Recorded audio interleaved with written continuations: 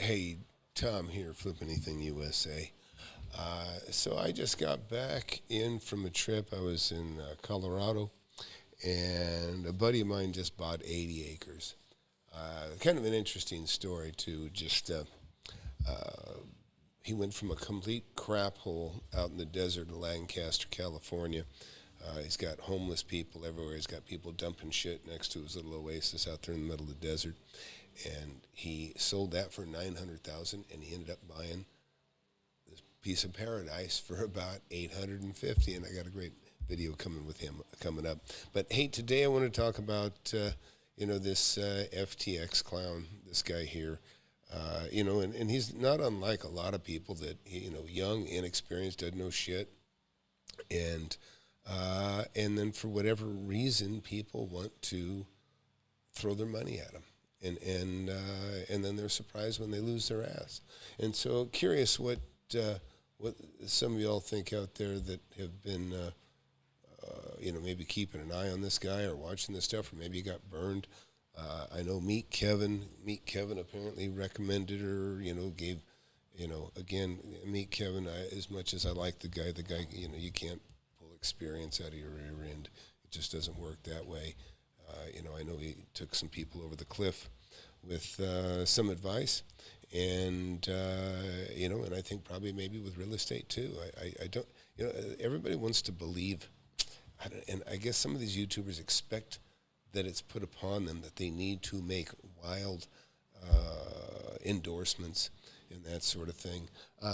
But hey, if you just got here, my name's Tom. I've made tens of millions of dollars in real estate, and I'm going to talk about that. I've made money the slow way, and I've made it fast. And anybody got any questions? I've got. You can actually call me at this number, I believe. Yeah, you can call me at this number. Let me make sure it's active. But if anybody who does want to call in, you can call in, and we can,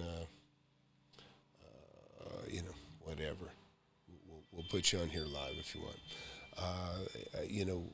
So Jermone wrote, when I saw this FTX clown, I said the people who trusted this Peruvian flake snorter deserve to be taken for all they got.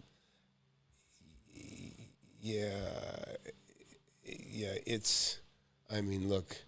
The guy looks like a sack of potatoes, and he supposedly is a vegetarian. There's stuff like that. No, Coach Kenny asked me if I own any crypto. The answer is no. I remember I had employees that were buying it for, I don't know, $1 a coin a long time ago. I like tangible assets. I'm more like Charles Munger and oh God, and oh gosh, can't think of his name. It's just I'm so worn out here. He calls it trading turds, and I feel it's a greater fool theory. You buy this stuff, because you can see the hype coming, and then you let other people jump in behind. And listen, it's a great way to make money if you want to jump into something. Listen, they say there's a fool born every minute, and that's the truth. We all know there's a fool born every minute, and that's why people get taken all the time.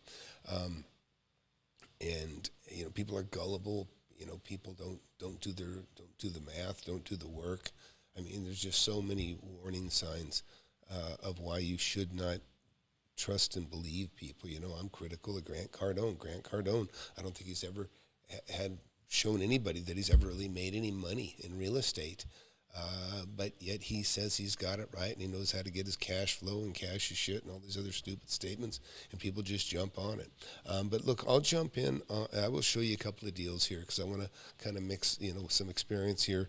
It's something I can share with you, and at the same time, because listen, there's going to be so many opportunities in real estate. There always is, number one. And right now, listen, if you're a noob, somebody new, you want to be really careful.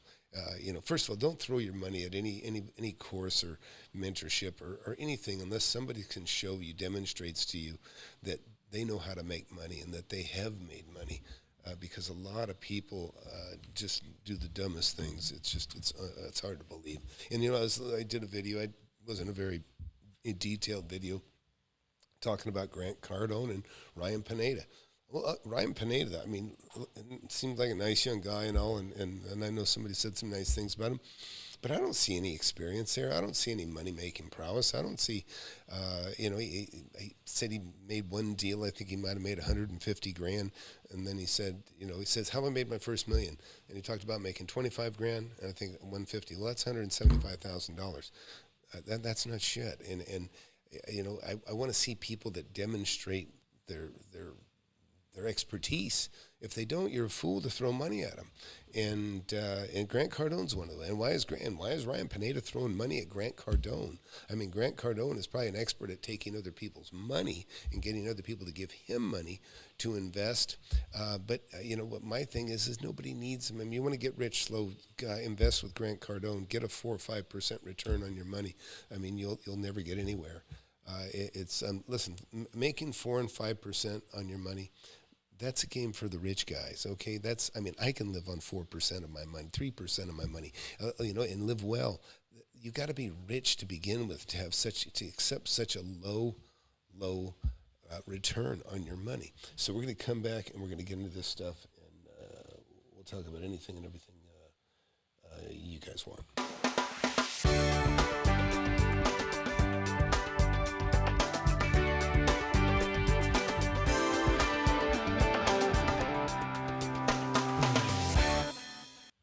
Yeah, I'm laughing at Barry's comment. He said, how could you not trust Grant? He's super sincere, and he's only offering courses out of the goodness of his heart. Here's a quick clip of Grant. You got a good attitude. You ain't a little bitch. You ain't a little baby. You ain't cry baby. You ain't stupid baby. You ain't dumb. Yeah, I need my money. I got to buy a Rolex. Yeah, that's fantastic. I can see why you like him, Barry, yeah. So look, real quick here, let's just jump around here. First of all, if you're new here to the channel, hit that subscribe button. Listen, don't waste your time on people that can't demonstrate to you that they know how to make money and that they have made money. It's the stupidest thing you can do, and there's a lot of people out there that are really stupid. And listen, what I don't want is I don't want young men and women losing your seed capital, that little bit of capital you got. Maybe it's something you borrowed from your mom or whatever. Believe me, these guys are ruthless out there. They'll take your last money. They'll encourage you to go borrow from your parents and really set you so far behind so early in life. It's the worst thing that can happen. I won't even let anybody in my class unless it's okay to join, and it costs a few $1,000 to get in my class. But you've got a mentor. You got somebody to contact you, to talk to actually walk you through deals and help you problem solve. And, listen, one thing, look, I got a great book. It's been a bestseller, Amazon, Audible, Kindle. This thing's gold, and you can get it for $10.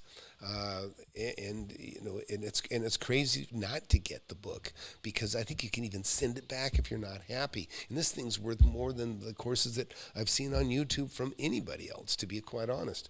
It's just the truth. It's just the truth. I tell you, spend $10 or go spend 10 grand and be upside down forever. People that get in my class are the people that actually have read the book and understand, shit, this guy knows what he's doing. And that's what you need to do. You can't just trust anybody. I'm trying to, I got Chris here missing. There. Anyways, so get the book. If you don't have the book, subscribe right now. I'm going to remind you again, hit subscribe. Don't miss an opportunity to find. You found my channel. Don't lose it. Don't lose it, okay? Unless I blow your confidence or mislead you in some way, which I don't ever plan to do, and I don't have a history of that. So, look, I'm going to talk a little bit about land. Here, land. Listen. Here's Meet Kevin on land. You want land. Who doesn't want land, right? Well, I don't. Okay, Kevin made that statement, and I grabbed that off of one of his videos because that is a statement from somebody that doesn't know shit about land, totally inexperienced.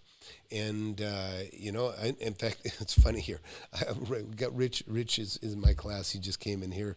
Congrats, Rich. Also, by the way, Rich has made, I don't know, $900,000 or $1 million now on land since he's been in my mentorship, and he's already parlayed that into what I mostly hold for myself, which is retail and industrial properties. He's actually got one of each. a couple, I think $2.3 million worth.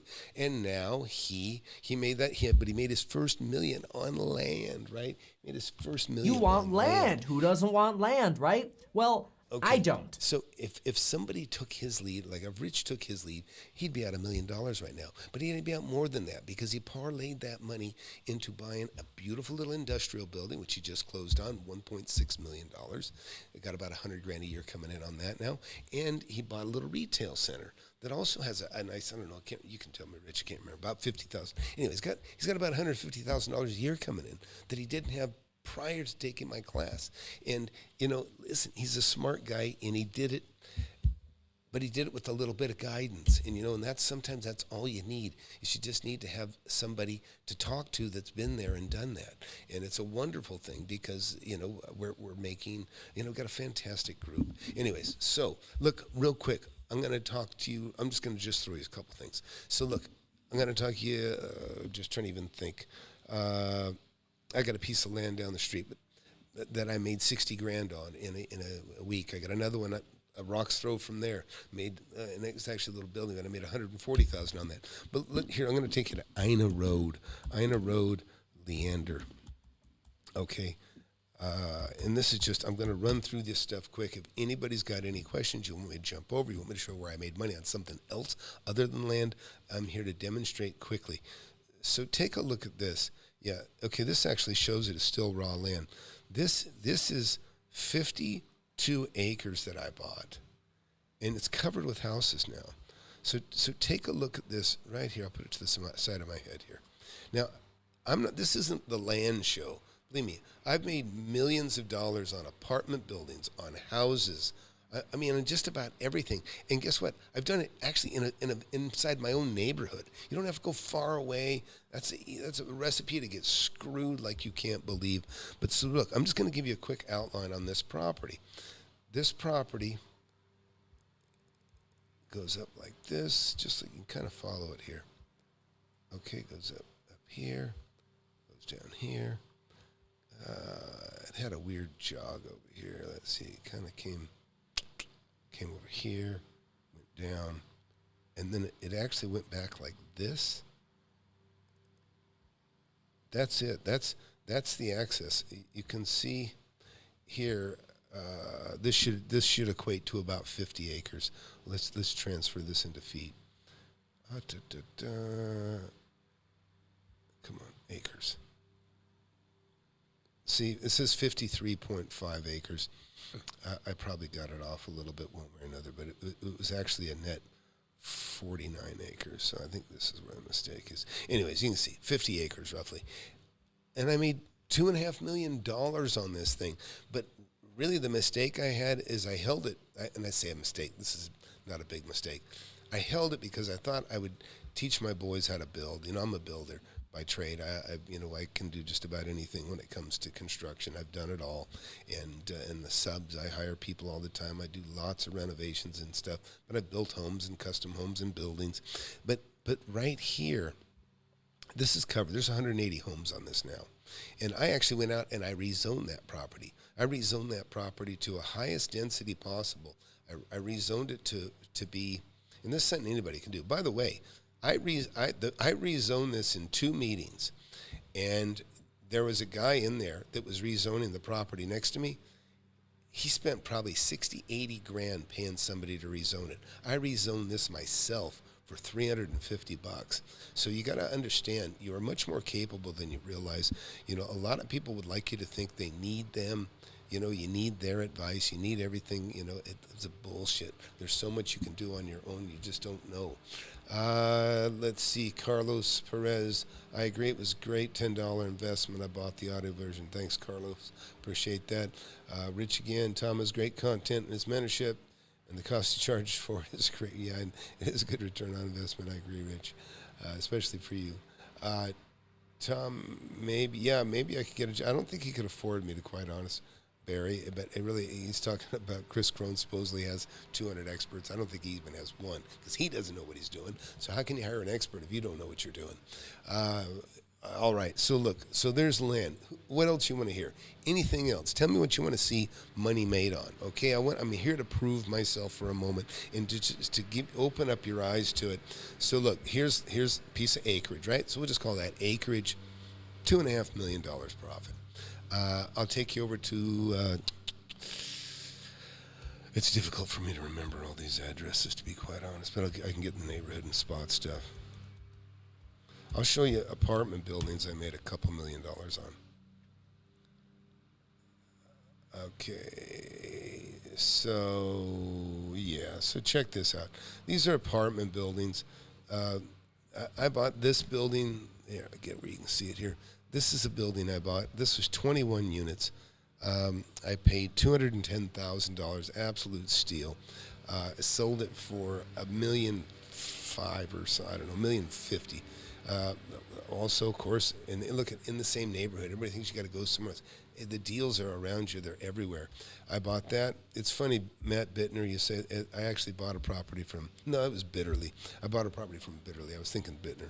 I also bought this place here, so I'll just use this as a pointer.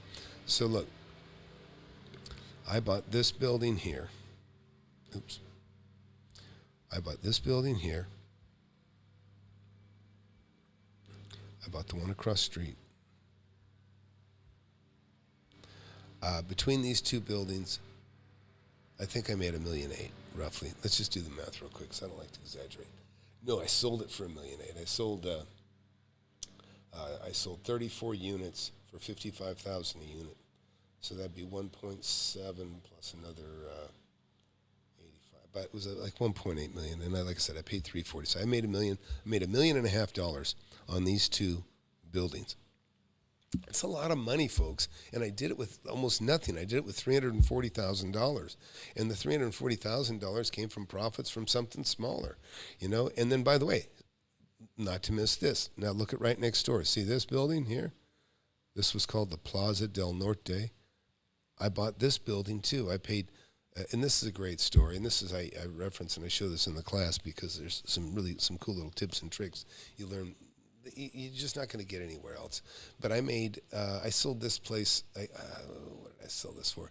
I paid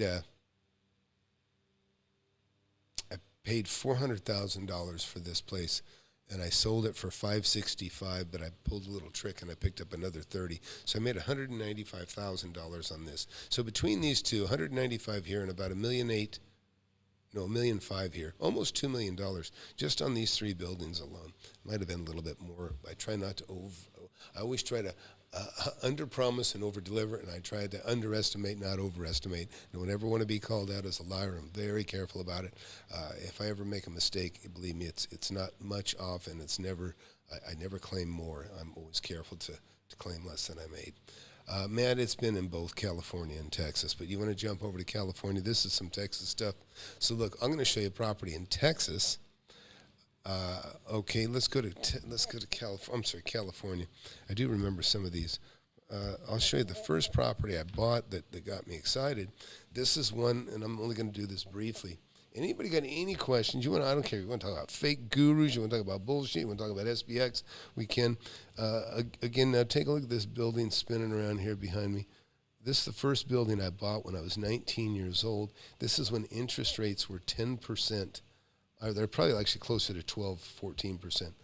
But I got this owner carried, okay, and, this one here I made 100 and something thousand. I sold this for $220,000. I paid $110,000. I owned it for quite a while. It also came with this lot across the street. This was a lot. In fact, my poor dog Pup. My dog Pup is buried right about where that air conditioner is, straight down into the ground. My dog died. I was 21 years old. I lived inside this building. I remember my dog died on my 21st birthday. Kind of a sad event. Anyhow, I ended up walking over, and this was a dirt lot, and I dug a hole next to a tree that used to be there, and I buried my dog. And but again, so these are the kinds of things that Grant Cardone, Chris Crome, Ryan Pineda, since he seems to be a Cardone Kool-Aid drinker, I'm going to throw him in that group. This is the kind of stuff anybody should be able to do that has credibility. Jump around, say, I bought that, I made this, I bought this. Let me show you how, I can tell you how, these guys act like they're a library of money making when if you've never done it, you don't know what to do.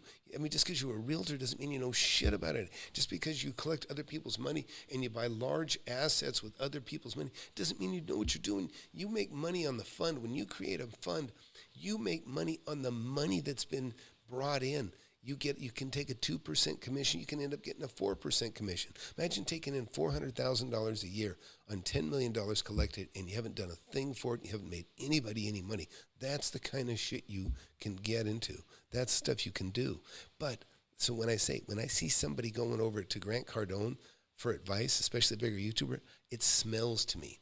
Are they there to learn about real estate, or are they learning about how to take from the public? Okay, so now look, while I'm on this page, this is the other thing you're going to find about. I make money where I live. Okay, when I say where I live, not far away. I mean, I can literally throw a rock from where I live and just keep throwing that rock from one location to another and land on something I've made $50,000 to a couple $100,000 on. And you can too. You really can do it. Again, start with the book. Wake up and smell the real estate. It's bestseller on Amazon, Audible, and Kindle. Urge you to get it. So let's talk more real estate stuff. Any of my students, you got something, anybody else new that you got something you want to show, you just ask away. I don't care if you want to say, have you made money on a house? Have you ever made money on whatever you can think of. But while I'm on this page, I can actually show you that I've made money on several other things. This little building right here, in fact, it still has the mansards. I built these mansards. See this? It's called a mansard. It's like a little overhang. It's like a little awning. I framed those up and shingled them a long time ago. Let's see how they look today, if they're even still there. Yep, there they are. So it's funny. I bought this property. We're talking a long time ago. This is like 35 years ago. And that's why I've been a millionaire since I've been in my 20s. And $1 million, a millionaire in my 20s, and this is 40 years ago. That's saying something, right? That's making some money. That'd be like making $4 million today or something like that. Anyways, so again, this property I bought, again, and this was up without even having real credit. I still, when you start a business, your name is Mud. You don't have any credit. Because you don't have any history. When you're 19, you don't have any credit history. When you're 20, you don't even have any experience at that point. I couldn't have taught anybody into this stuff. I did all this by doing. Actually, and here's another one across the street. I forgot about this. It used to be called Waterbury Hardwood. You used to drive your truck in there, and they had loaded. This was with hardwood sales and stuff. This was a crappy old laundromat. I'd be surprised if it still is. So horrible. Laundromat there. Anyways, so again, another $100,000 there, $2,500 I made on that. Also just so you know, and it's very difficult for me to spot this stuff from the sky, but some of it's not too hard. But again, here's another property. This one here is one I bought with a buddy. It was actually this whole corner. I got this for $34,000, and we decided it was worth $56,000. Something like that, and figured there was about $16,000. And my partner, just after we bought it together, he bought me out, and I had $8,000 on my own. Also in this neighborhood, same thing. There's another little place I bought down the street here somewhere. And so that was a house, right? And by the way, funny story about this house that I want you guys to see. So look, I bought this house for, I bought this place for $34,000, and my buddy wanted it after we bought it, and so he bought me out. Okay, this property, again, I look it up 30 years later. I mean, this is 35 years later, whatever it's been. And let's go to the ground here, because it looked like crap when I looked at it 6 months ago, and I found out that it sold for $80,000. That guy flipped it and sold it for $200,000. Now, I think it looks pretty good in this shot. You're going to see. See, check it out. So this guy took this little 1,000-foot shack, and here, think about it. I sold it for basically $56,000, 30-something years ago, 35 years ago, something like that. And now this guy comes back and buys it for $80,000. That's just a little bit more than I paid for it when you consider, 3 decades went by. And he flipped it in the same year, and he sold this place for $200,000. And, anyways, just a little tiny place. You can see this thing is a dinker, man. It's tiny. It is very tiny. Look at that. It's not even 1,000 square feet. Yeah, maybe it's 1,000. I don't know. Anyways, and again, I made an illegal duplex back here somewhere. Where is that thing? Not advocating doing things that are illegal, but I did make an illegal duplex back here somewhere. Maybe this is it. I think this is it. So check this out. This is a place I bought on an FHA loan. Again, this is when I think I paid $35,000 or $36,000, maybe $34,000. And what this was is this is a little house that I thought, hey, I can turn this into a duplex. And so what I did was I bought this, and in the back here there was a laundry room. Let me see if I can show you down here. There was a laundry room back here, and I just kind of converted the laundry room into a kind of like a mother-in-law quarters, we call it. In other words, I fashioned a kitchen from some of the plumbing off of the washer and dryer, and so I made a second unit, and then I poured this concrete. You can see this is what was just a way to get in the backyard originally. The front of the house. Of course, you'll see the front of the house. Here's the front of the house now. I mean, this thing looked totally different way back then. I mean, not totally different. Nothing's really changed much. But again, what it did is it took a house that rented for $450, and now I created another $300 a month coming out of the back. So now I was getting $750 a month off a property. I paid $36,000. This is back in the 80s, right? So you gotta just think outside the box a little bit, and you can do extremely well. So Barry's answered some question. Coach Kenny said, with apartments, do you self-manage or third-party manager? On the apartments, on that one, initially I took over because, I just wanted to get in touch with everything. But I always made a on-site manager. I heard Jamie actually got killed. Sad story, but she was employed with me, but Jamie was a hard-working gal, and anyhow, she ended up getting killed by a car. And but she was tough, man. She would see somebody's cable going out the window and then running out and then taking cable on a splitter off of neighbors, and she'd go over there and yank on that cable, and you'd hear a TV crash inside the unit. And I'd just cringe hearing about the stories. But she was a tough manager. She did a great job. But to answer your Barry, I manage everything. Now, I have sub-managers, or I have managers that also stuff, but I'm in touch with everything. Let me just tell you something about a management contract, and this is gold for all you guys out there. Generally, when you have a management contract, the management companies that have those, there will be a line within that contract, and you certainly want to cancel this thing out if you're going to use a manager, that says basically if they screw things up and get themselves in a lawsuit, you're responsible for their fees, for their legal fees. So they make a mistake, and then you have to pay for it. Never sign a management contract like that. That should never be the case. So, so what happens is I have managers that do stuff for me. I have in-house, and I have outside third-party, trusted people that I know are credible and good. But I'm always in the loop. I mean, I know all my tenants. I know all of my tenants. My tenants, they all have my phone. They have my cell phone number. And oftentimes, if they'll write just me, and I'll say and I'll respond back, and I'll include one of the managers. Also, I tell the managers, when you get a thing, call back, include me, and I like to be in the loop. Somebody wants a new air conditioner. Somebody needs an electrician. Somebody has something to say about the property. I want to hear about it as soon as it happens. There's all kinds of things. I had a picture the other day, and you could see some really damaged, electrical wires that were burning up and frying. Things you need to know about. If you're a good landlord and a smart investor, you want to know what's going on your property. Hey, again, I'm going to invite everyone to go ahead and hit that subscribe button. I promise you will learn more from me than you probably will from just about anybody else when it comes into real estate. I don't know anybody that has been doing this as long as I have and started as young as I have and has had as diverse a portfolio. Listen, I like guys like Ben Malla. I have respect for him. I like Ben. Talk to him. He actually was a little guest on my in my mentorship. So my mentees got to see him. And you can actually see a clip of that on YouTube too. And again, but he's done it. And, Ben's actually younger than me, started later than me, and he's made more money than me apparently. But again, he had a mentor. That's the difference. He had a mentor. Mentor makes a huge, huge difference. And on that subject, let me just point you to this.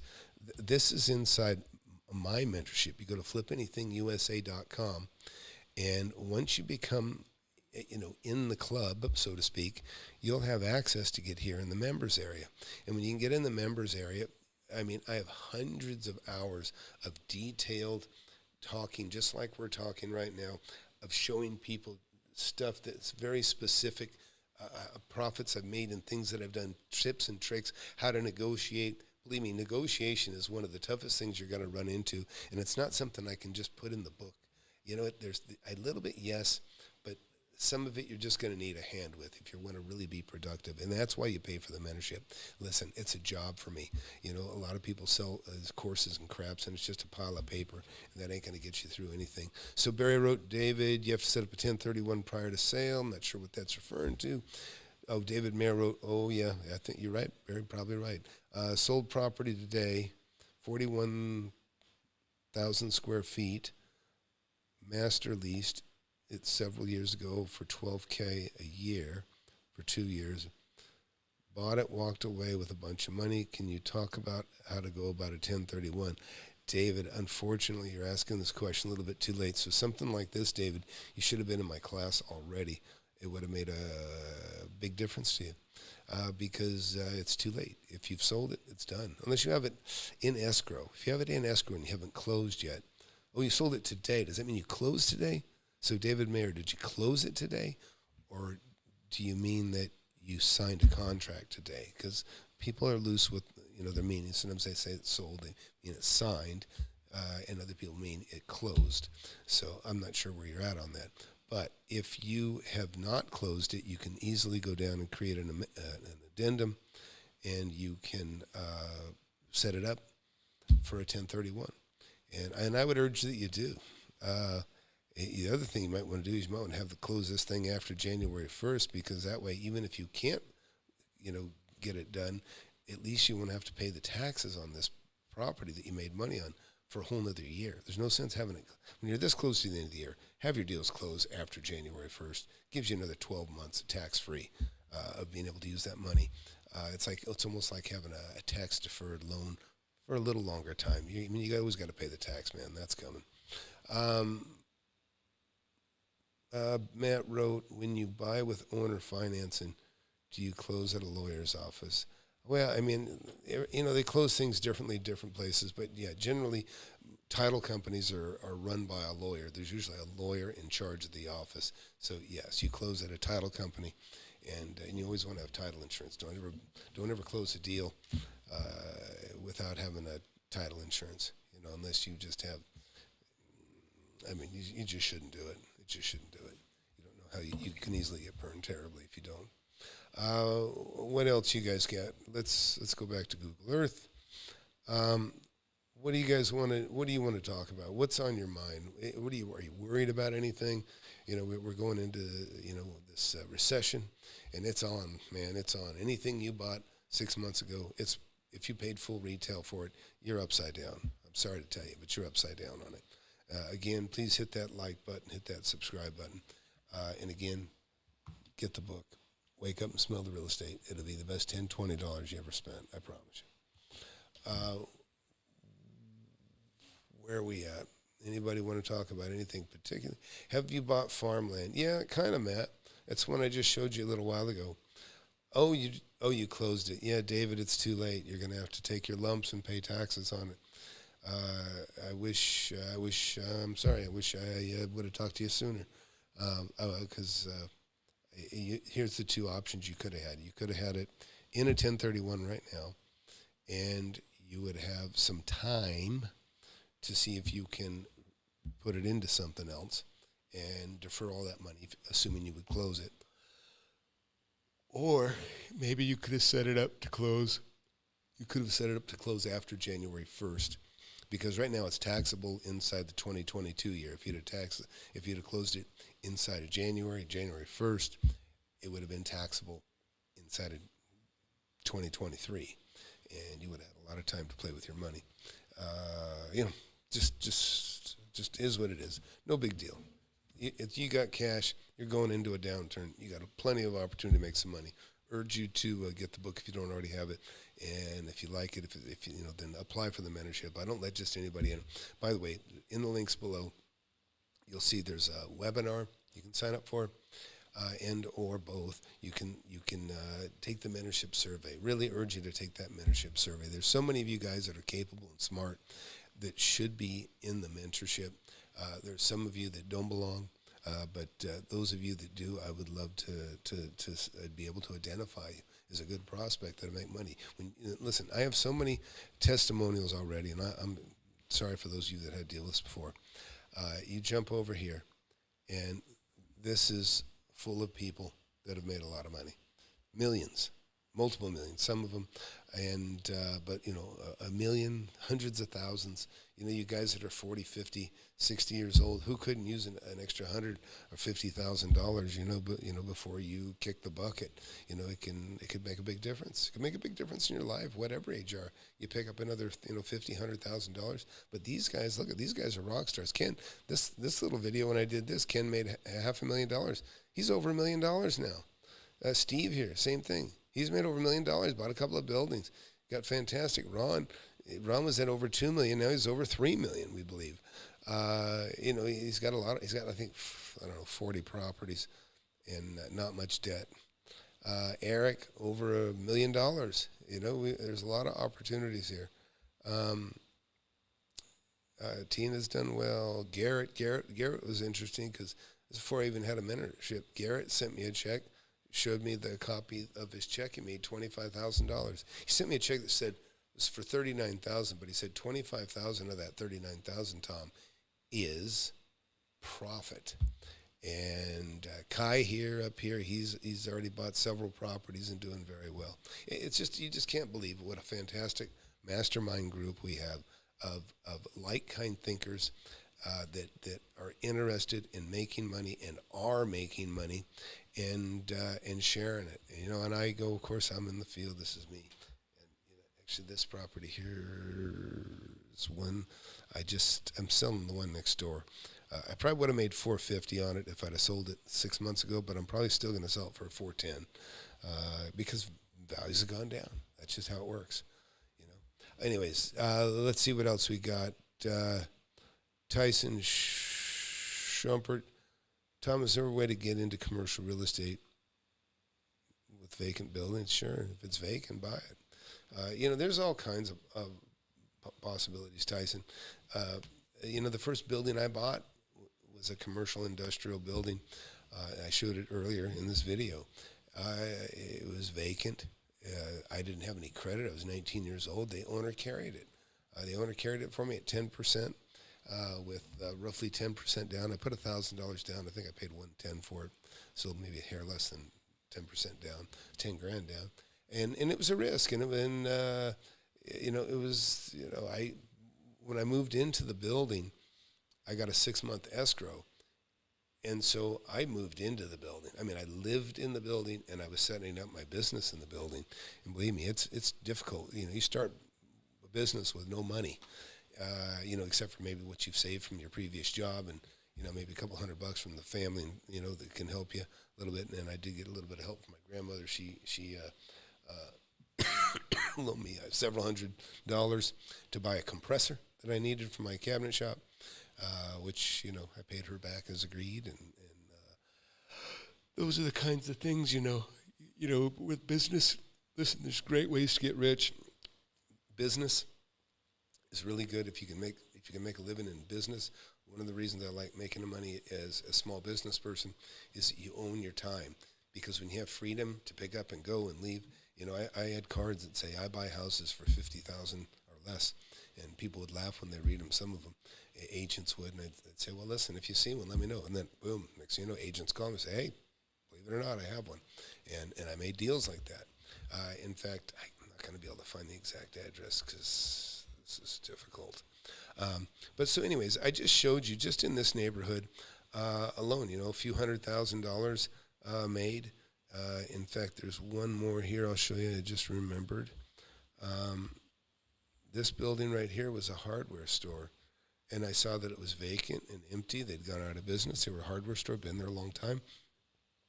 And nobody could find them. Found out they had a bankruptcy or something. Things were not going well. Well, I located these people out on the outskirts of town living in an RV. They just said, hell with it, we're done. And I made a deal, and I got this property for like 150 or something, 150, 170, something like that, under contract. I couldn't buy it by myself. So, I don't have money. What do I do? Who has money? Your employer, right? So I went to my previous employer, John Brooks, who was he's dead now, but he's a super great guy. Helped so many men. I mean, he was just he did a lot of work, and he would give work to contractors like myself and others. And believe me, that work was precious to us. And I didn't get to go to his funeral. I didn't even know he died until he'd already been buried. And but a friend of mine, Ike Winch, who was a painter in that area, he said, Tom, you wouldn't have believed it. He goes, man, 300 grown men, and there wasn't a dry eye in the building, because the guy really was super cool. And I remember he came out, and me and John Brooks, we met right here in this building. And I said, John, let's buy this thing. We're going to make so much money, And he said, hey, Tommy, you're right. He goes, man, this is a good deal. There's some money to be made here. He goes, but I don't want a partner. And I was like, huh? What? And he goes, how about I give you $20,000 and I just buy it by myself? And I was like, I can have 20 grand right now. I'm like, that's a fantastic idea. And so that's the deal I made. I made 20. He probably made 50. And he was actually a fantastically successful businessman, and he parlayed his cash into more property.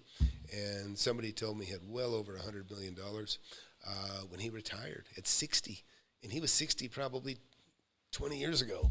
So, a fantastic legacy to leave behind him and helping so many people. And, and really get back on legacy. It's one of the reasons I do what I do. I want a legacy of helping people. I want to have a legacy of conniving and stealing and ripping off young people for their, of their seed money. I don't want to be people to be a notch in my belt where I've taken advantage of them. No, I want people to be my friends, and I'm making friends all over this damn country. It's wonderful, and they're making money, and it's a wonderful thing. And I would love for you to be a part of it, but you got to start somewhere. So start by getting the book, start by signing up for the mentorship survey and the links below, or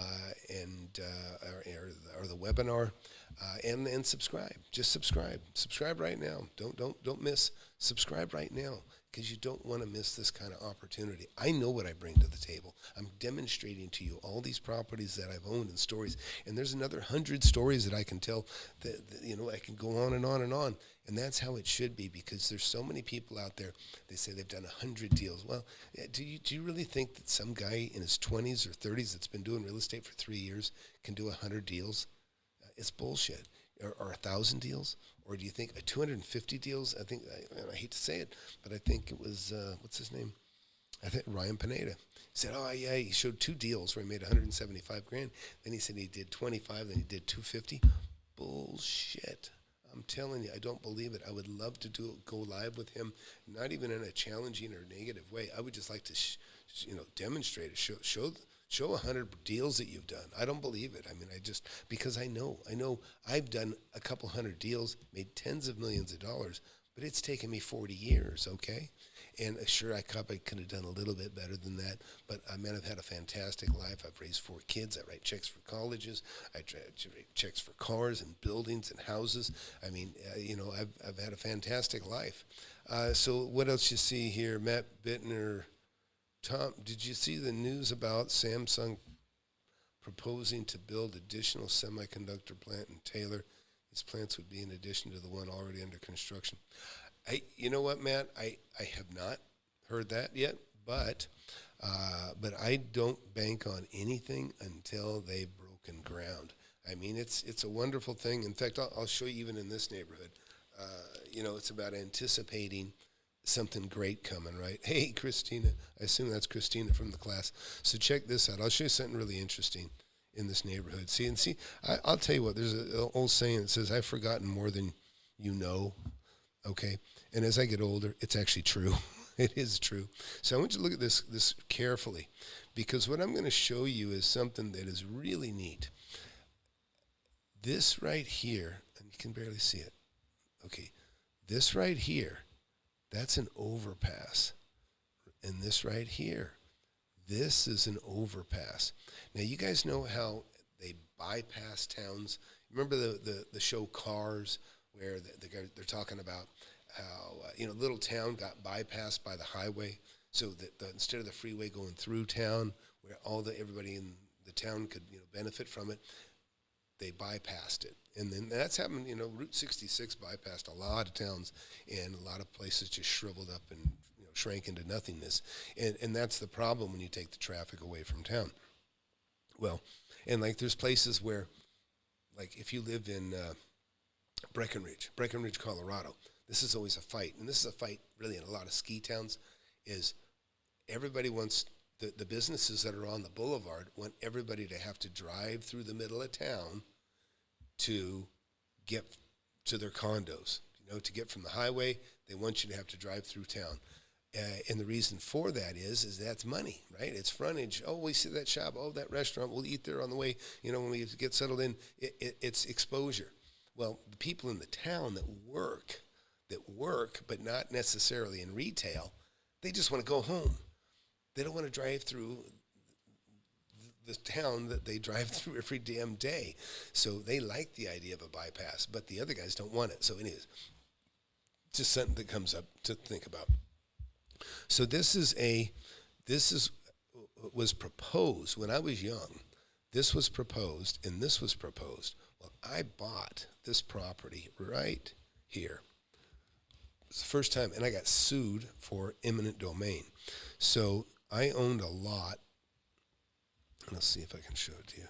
I had 2 lots. It really pissed me off, too, because the city council tried to really screw me. Anyway, so I owned a lot here. It was like 100. One was 90 feet wide. The other was 100 feet wide, like this. Okay, so this is my property right there. See, this is 0.15 acres. It was actually about an acre and a half. So we'll make this a little bigger. I can't recognize all of them. I'm just going to push this over here. There, that says half acre. Actually, maybe I owed something doesn't seem quite right here.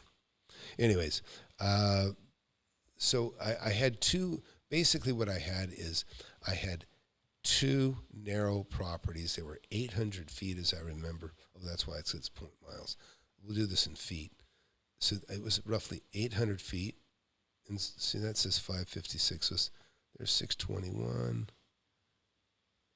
Okay, because I own to the tracks, but roughly. So there's 700 feet. And I had 2 little strips like this, okay? That says 1.15 acres. That's not quite exactly right. I guess it is actually. It's about like that.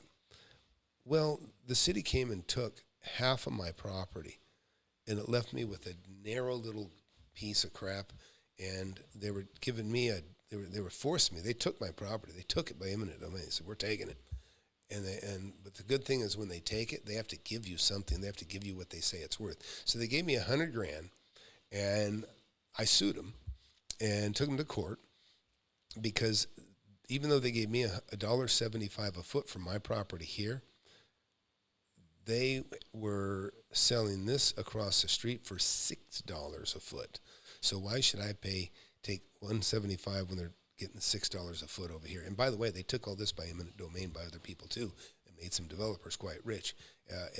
This was an eye opener for me to, one of the reasons I say politicians are scum, because they are, and they can be bought and corrupted, and certainly in this town they were, in Lancaster at that time for sure. Mickey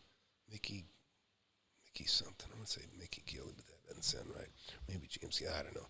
He was a piece of garbage. I didn't like him. I saw him in the office. Did not like him at all. Anyways, done. I won't talk about that anymore. But this, you can see how it's a bridge. Well, this is what they called the peripheral loop. And the purpose of the peripheral loop, and it was nice that I got to get in the middle of the progress. And there's kind of I don't want to call it a funny story, but there's kind of a tough story. So here's the other one. Let's take a look at the other one here real quick. See that? See how they mirror each other? There's a bridge, and I just showed you the other one over at the other end of town.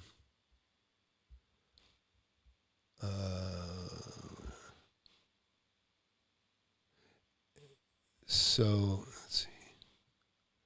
So, anyways, the point of this is they called it the peripheral loop, and the idea of the peripheral loop. Oh, I see. I still have it down there. The point of the peripheral loop was this: is that you could have a route instead of having to go through this freeway, which was called Sierra Highway at the time. You could go around. You could come out here. You follow me? That's why they call it the peripheral loop, because it was the periphery around the city.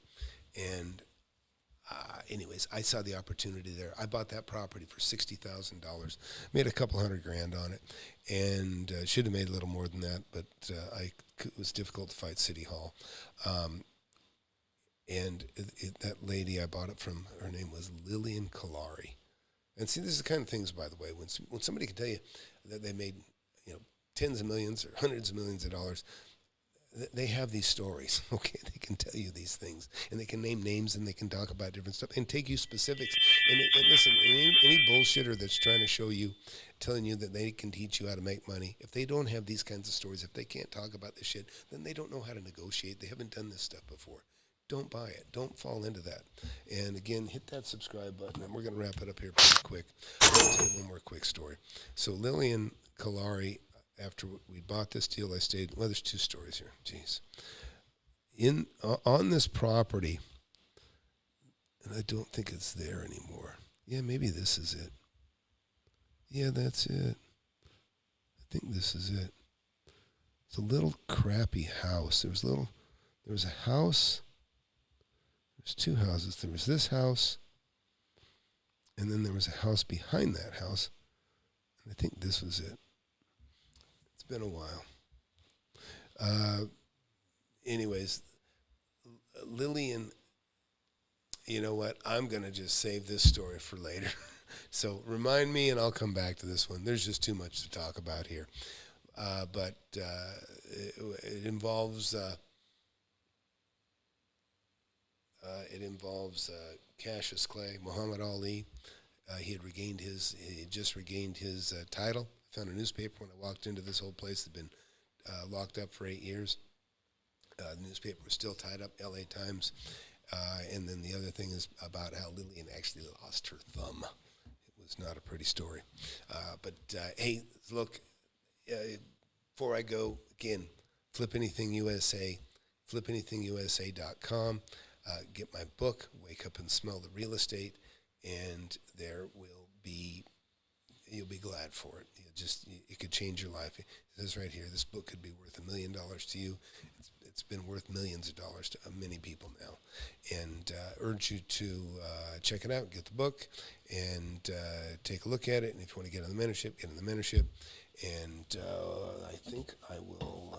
I'll leave it at that. It's the